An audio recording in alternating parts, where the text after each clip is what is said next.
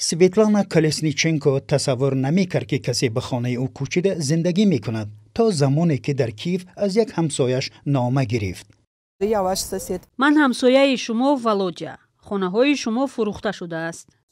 و یکی از صدها اوکراینی‌هایی است که خانه و زمینش را در کریم روسیه از خود کرده است. در خانه سویتلانا یک سرباز با خانواده‌اش زندگی دارد.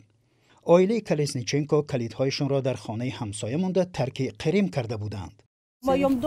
در بینایی که ما زندگی می‌کردیم این هفتم خانه است که از خود کرده می‌شود.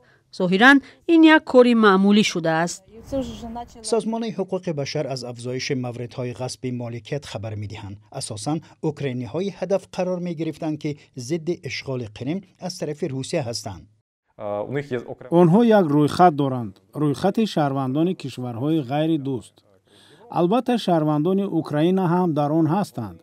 اگر شما با تجاوز روسیه مقابلیت دارید و تحریم جاری کنید، پس شهروندان شما شهروند کشورهای غیر دوست دانسته می شوند.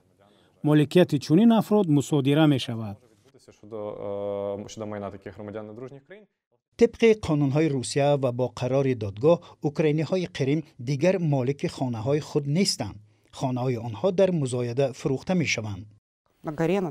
در کوه بالاتر از قصر ورنتسوف با منظره دریا، خلاصه با پسندازی تمام اویله یک قطعه زیبای خریده بودیم.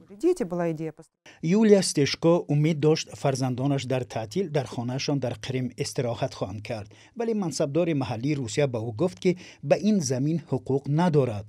اوکراین مالکیت شهروندان خود را در کریم اعتراف می‌کند. دادگاه حقوق بشر اروپا مصادره مالکیت را غیر قانونی اعلام کرده است. مسکو قرار این دادگاه را قبول ندارد.